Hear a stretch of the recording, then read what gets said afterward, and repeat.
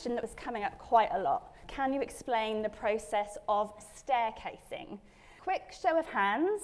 Have any of you guys heard of what staircasing is? Yes. Great. Anyone else? Yeah. So we've got a couple of people, but not big amounts, but it is a question that gets asked a lot.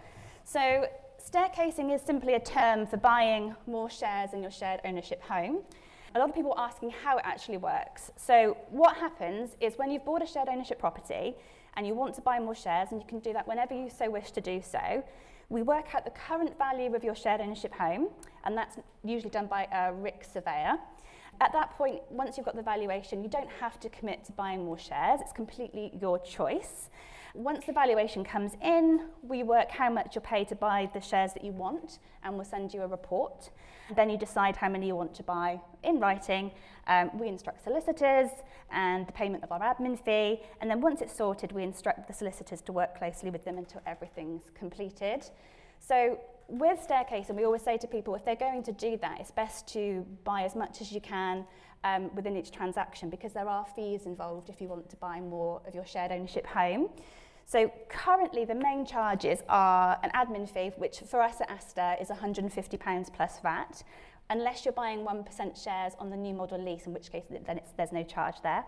A surveyor's valuation, which is around £300 plus VAT, solicitors' fees and stamp duty if your total share goes above 80%.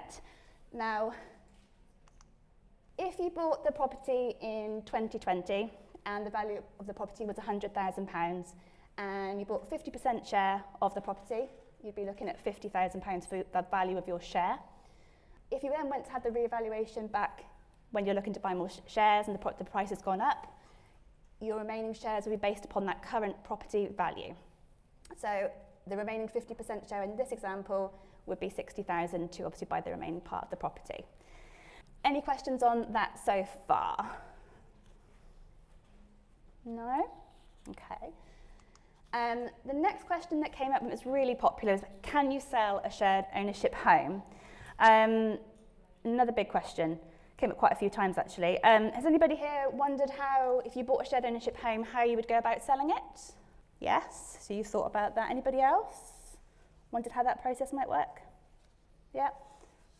So that's something your housing association or landlord would help you with. So for instance, with Astor, we have a list of people that are looking to buy a shared ownership home. So we're quite well placed to be able to help do that. What you would do is send us a few forms in relation to your property details, an energy performance certificate and a valuation, and we'll produce all the marketing information to look to sell your property.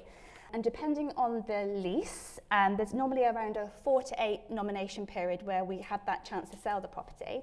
And if we're unable to do so, you can go on the open market to an estate agent to do that as well. So there is flexibility there as well, but we can help you sell the property as well. Cost-wise, it's usually around 1.5% plus VAT of the agreed sale price of the property. So kind of like if you're going to an estate agent anyway, you would pay a fee.